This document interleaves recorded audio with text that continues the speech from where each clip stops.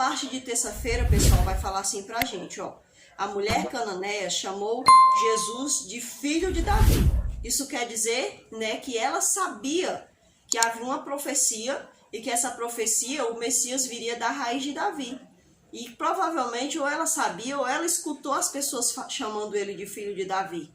Mas não importa, o que importa é que ela reconheceu, ela sabia que Jesus Cristo, ele era aquela pessoa que muitos judeus estavam esperando. E aqui diz assim, olha, do ponto de vista dos judeus, até mesmo, né, de alguns discípulos, havia pelo menos 3 regras, regras ou razões, né, para Jesus não dar atenção àquela mulher. A primeira razão pela qual, de acordo com os judeus, Jesus não deveria dar atenção àquela mulher é a seguinte. Primeiro, ela era mulher. Segundo, ela era estrangeira. E terceira, ela era pagã. Então, de acordo com essas três razões, os judeus acreditavam que Jesus não deveria atender o pedido daquela mulher. No entanto, Jesus ele quebrou preconceitos, ele quebrou barreiras. Ele não se importou por ela ser mulher, ele não se importou por ela ser estrangeira e ele também não se importou que ela fosse pagã. Pois Deus é o Deus de todos.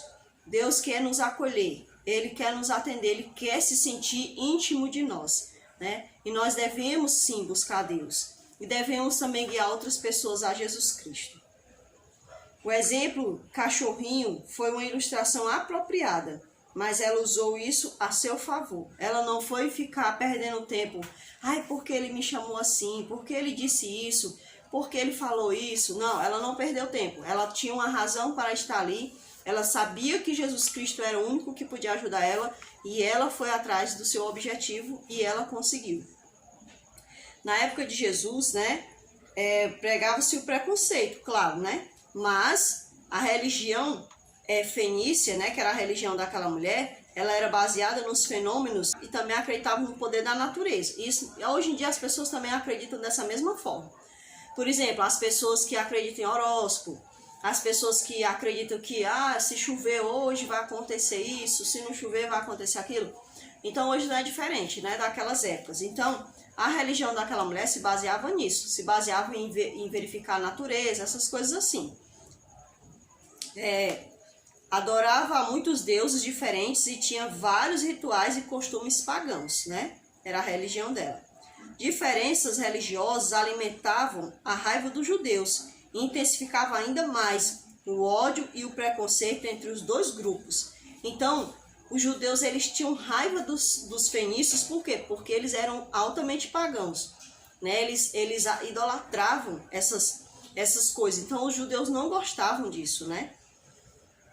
De acordo com aqui a lição, diz assim, ó, como filho do oficial, né, o servo do centurião, a filha da mulher cananeia foi curada à distância. Não precisou que Jesus Cristo fosse lá.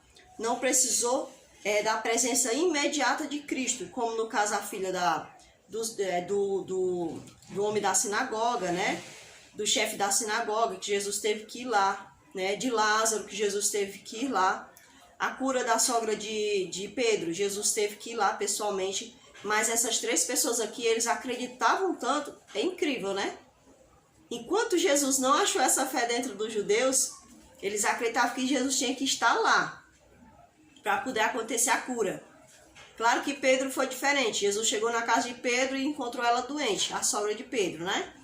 Mas no caso dos outros, Jesus Cristo, né, teve que ir lá. E até aquelas pessoas que estavam enfermas. E essas pessoas aqui, que eles não faziam parte dos judeus, eles tinham uma fé tão tremenda que eles não precisaram que Jesus fosse lá.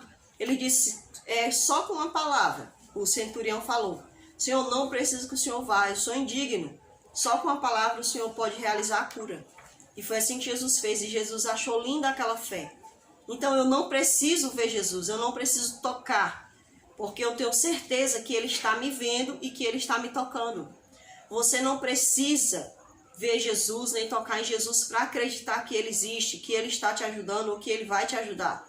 Não precisa, porque o que importa é que Ele está te vendo, é que Ele está te tocando. Então acredite nisso. Procure trabalhar a sua fé como a fé tanto do centurião como da mulher cananeia, né? Procure trabalhar essa fé em Jesus Cristo.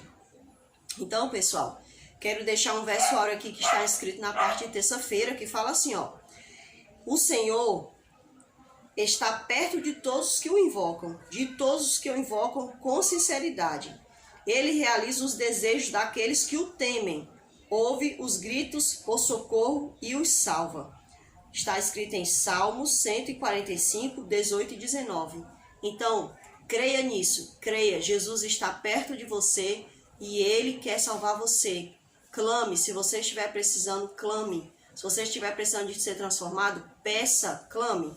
Se você estiver precisando de uma cura de alguém, clame. Se Jesus achar que ele deve ser curado, se for o melhor para ele, ele vai realizar essa cura. Se ele achar que a pessoa tem que dormir, ele vai dar o consolo para as pessoas que estão por perto. A gente tem que entender o que Deus quer para nós, as permissões de Deus para nós, o querer de Deus.